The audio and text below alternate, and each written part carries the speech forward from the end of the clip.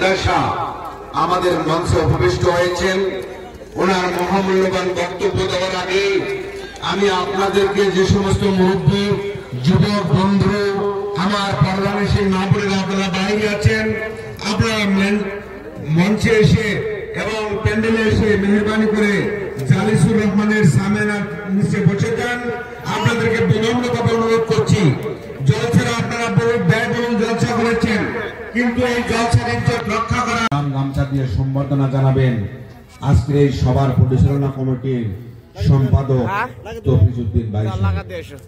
সংখ্যা বহু বেশি, তো অনেক মা বোনের প্যান্ডেল ভর্তি আছে মানুষ, কিন্তু আপনারা যে কজন আমার যুবক বন্ধু মুরব্বিয়ান কেরাম আছেন, হয়তো সবশেষে দোয়া, তো দোয়া আমার সবার মুখ্য অতিথি যে আছে, মুখ্য বক্তা হযরত আরবিকে লিখতে যান আলিফ, হ্যাঁ, শিন আলিফ ইশা, আইন তা ইয়া, ইশাতি। এটা হচ্ছে জামিয়া ইসলামিয়া ইশাতুল উলুম আক্কালকোয়া, খাদিমুল কুরআন ওয়াল মাসাজিদ হযরত মাওলানা গোলাম মোহাম্মদ ওয়াস্তানুরী সাহেবের ইদারা, যেখানে আমি 13 বছর পড়াশোনা করেছি।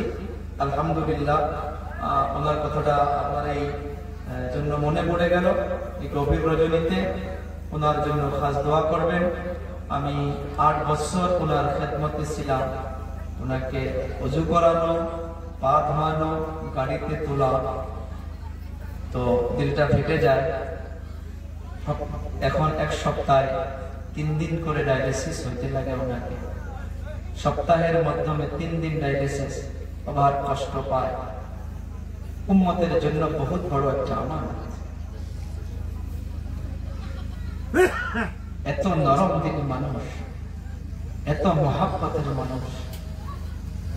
আল্লাহ 8টা বছর নিকটে থেকে দেখেছি। আল্লাহর ওলিদেরকে আল্লাহ অনেকগুলো জিনিস দান করে।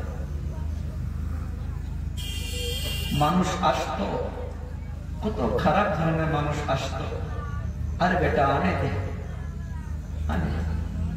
রমজানে ওলামা কেরাম তসদিক নামার জন্য যায়, যদি বেশি তাহকিক করা শুরু করে, আরে বেটা লিখ দে, ওকে দে দে। কেন? উম্মতের জন্য এক কথায় বললাম, বহুত বড় একটা আমানত, অনেক বড় একটা নিয়ামত এখনো আছে।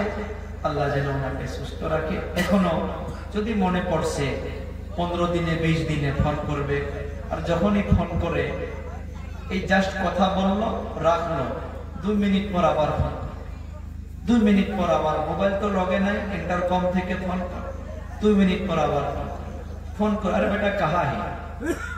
आसाम। अरे मैं सोचा तू यहाँ है, आ जा, मैं यहाँ ऑफिस में बैठा हूँ। মাসের মাধ্যমে একবার এমনি একদিনের জন্য ফ্লাইট করে চলে যান, নিকটে বসে থেকে কিছু খেদমত করে দোয়া নিয়ে চলে আসে। সেই দ্বারায় পড়েছি, যেমন দারুল উলুম দেওবন্দে পড়লে কাসিমি লেখে, জামিয়া ইসলামিয়া ইশাতুল উলুম আক্কালকোয়া পড়লে ওখানে আমাদের উপাধি হয় ইশাআত। যা হোক, হুজুর এটা একটা জানার জন্য দরখাস্ত করেছিল, আমি বলে দিলাম। এর সাথে তো হুজুরের নামটা এসে গেল। অনেকগুলো মুরব্বিয়ানে কেরাম আছেন, সবার কাছে আমি ওনার জন্য দোয়া দরখাস্ত করি। আল্লাহ যেন এই নিয়ামতটাকে আল্লাহ যেন হায়াতে দান করে। ওনার সাথে আরো যতগুলো মানুষ বেমারে লিপ্ত হইয়া আছে, আল্লাহ যেন সবাইকে যেন সুস্থতা রাখে। মেডিকেলে চলে গেলে দেখা যায় যে হায়, আল্লাহর নেয়ামত কি বস্তু, আল্লাহ আমাকে আপনাকে চলার ক্ষমতা দিচ্ছে। মেডিকেলে কত মানুষ অক্সিজেনে আছে, এরকম ভাবে আছে, বসতে পারে। এদিকে দোয়া করবেন আমাদের মুফতি রকিবুল ইসলাম সাহেবের আব্বুজান, জামিয়া দিনিয়া মনসুরিয়ার আমাদের উস্তাদের মাতারা, আমার বন্ধু বড় ভাই মুফতি রকিবুল ইসলাম সাহেব, ওনার আব্বুজান 3 দিন আগে হার্টের অপারেশন হয়েছে, ওনার জন্য দোয়া করবেন। পেসমেটার নাকি কয় সেটা হাড়ে লাগানো, পেসমেটার লাগানো হয়েছে। নিয়ে আসলো কিনা আমি এখন সবার পরে খবর নেব, যদি বাড়িতে এনে থাকে আমি রাত্রে যাইতে ইনশাআল্লাহ দেখে যাবো, মোলাকাত করে যাবো। দোয়া করে ভাই, সারা পৃথিবীর ভিতরে মুসলমান গুলি নয়, হিন্দু ভাইরাও যদি কেউ অসুস্থ বেমারে আছে, মানব জাতি হিসাবে সবাই আমাদের ভাই, আমরা সবার জন্য দোয়া করব। আল্লাহ যেন মানব জাতি হিসাবে হিন্দু, মুসলিম, বৌদ্ধ, খ্রিস্টান সবাইকে আল্লাহ সুস্থ রাখে। বিশেষ করে আমাদের আসাম দেশে আমরা আমান শান্তি দান করে, সারা ভারতবর্ষে যেন আল্লাহ যেন আমরা আমান শান্তি হিসাবে, মানুষ মানুষ হিসাবে, হিন্দু মুসলিম সবাই ভাই ভাই হিসাবে যাতে মিলা প্রীতিরে আমরা চলতে পারি, এর জন্য আমাদের দোয়া করা দরকার। তো অবশেষে আমরা দরুদ শরীফ পড়ি, আল্লাহুম্মা